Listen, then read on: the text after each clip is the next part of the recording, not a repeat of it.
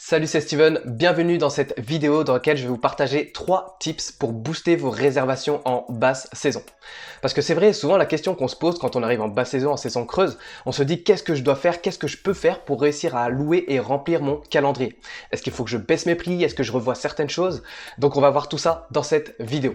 Alors du coup, par rapport à ça, bien comprendre qu'on est dans une ère assez particulière de la location courte durée, où il y a de plus en plus de monde sur le marché. On est aussi dans une situation où le mode de consommation des voyageurs a totalement évolué et le but par rapport à ça, c'est s'adapter. Du coup, par rapport aux tips que je vais vous partager, c'est ce qui va vous permettre justement de mieux apparaître dans les résultats de recherche, mais également booster vos réservations.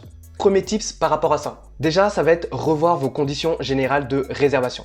Qu'est-ce que c'est? C'est tout simplement déjà offrir plus de flexibilité aux voyageurs. Peut-être qu'aujourd'hui, justement, vous proposez des conditions d'annulation peut-être trop strictes et le but, c'est d'offrir justement des conditions d'annulation plus flexibles, voire des annulations gratuites pour faire en sorte que le voyageur ne se sente pas restreint par rapport à son choix de séjour. Surtout qu'aujourd'hui, comme je disais, il y a de plus en plus de réservations en dernière minute et le but, c'est de s'adapter par rapport à cette clientèle cible. Autre chose, c'est par rapport au nombre de nuits minimum. Aujourd'hui, il y a trop de propriétaires que je remarque, qui ouvrent leur calendrier à 3 nuits, 4 nuits, 5 nuits, voire 7 nuits minimum. Et le problème, c'est que ça offre moins d'opportunités aux voyageurs, sachant que certains vont avoir besoin de louer 2 nuits, voire 1 nuit. Donc bien sûr, c'est voir si c'est rentable pour vous. Bien sûr, ça sert à rien d'ouvrir un calendrier à 1 nuit ou 2 nuits si c'est pas rentable. Et même par rapport à cette situation, ça va dépendre du contexte. Donc je m'explique. En fait, vous allez avoir deux stratégies. Donc soit vous êtes en stratégie de lancement, en début d'activité, et vous cherchez justement à drainer de trafic pour ensuite louer plus cher, ou soit vous êtes déjà dans une stratégie de croissance, de maximisation des revenus. Et en fait, ça va être intéressant, suivant la période justement, suivant le contexte et suivant la situation dans laquelle vous êtes, à ouvrir un nombre de nuits plus minimum, même si vous n'êtes pas très rentable. Et par rapport à ça, justement, le fait d'ouvrir, moi je suis pas fan d'ouvrir une nuit, mais il y a des périodes justement dans l'année où je vais pas du tout ouvrir en une nuit. Aujourd'hui, je suis en 2 nuits minimum, et il y a des périodes où je vais autoriser le une nuit minimum parce que je sais que je vais être rentable à cette période. Mais en période de lancement, justement, par exemple, si vous êtes en période de lancement, le but et l'objectif d'ouvrir en une nuit, ça va être de drainer un maximum de réservations. Vous n'êtes pas très rentable, mais c'est pas grave.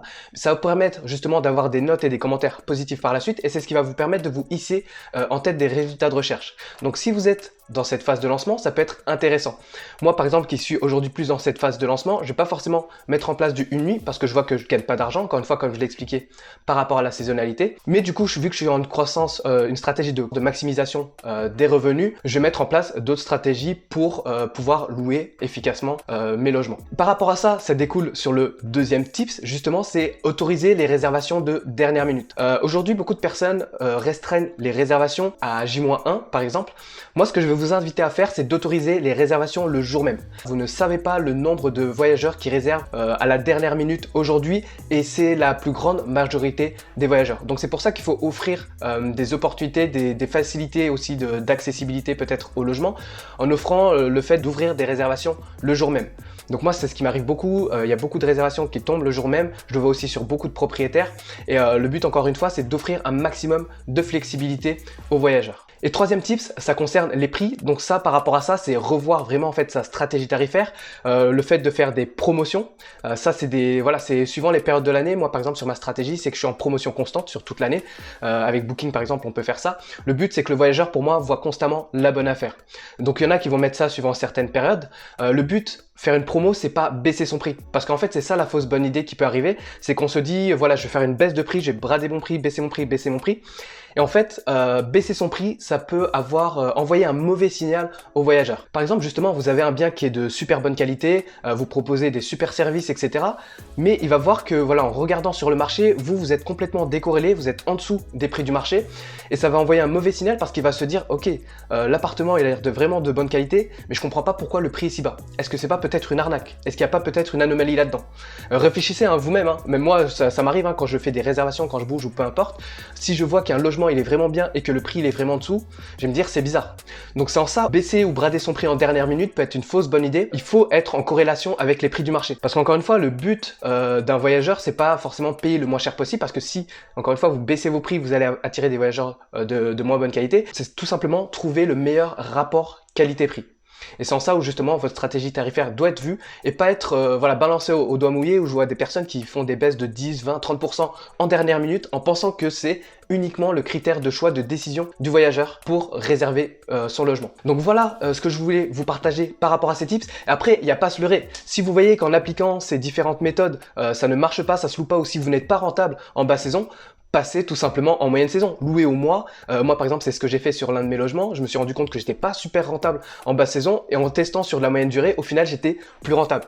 Et du coup, c'est ça où ça va être très puissant, c'est de faire varier sa stratégie suivant la période de l'année, qui va vous permettre de maximiser vos revenus sur la durée.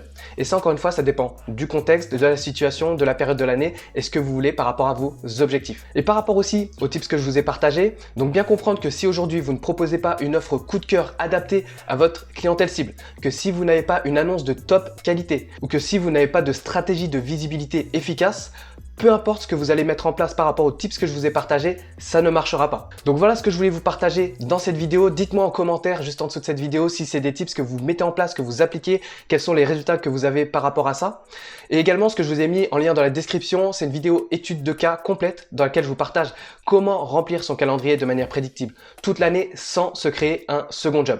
C'est tout simplement les stratégies que j'ai mis en place moi-même qui m'ont permis de booster mes revenus et devenir le top loueur de mon secteur. Donc voilà pour cette vidéo, pensez à liker, partager la vidéo, vous abonner à la chaîne. Et voilà, c'est tout pour moi. Je vous souhaite une très bonne journée et je vous dis à bientôt dans une prochaine vidéo. Ciao, ciao!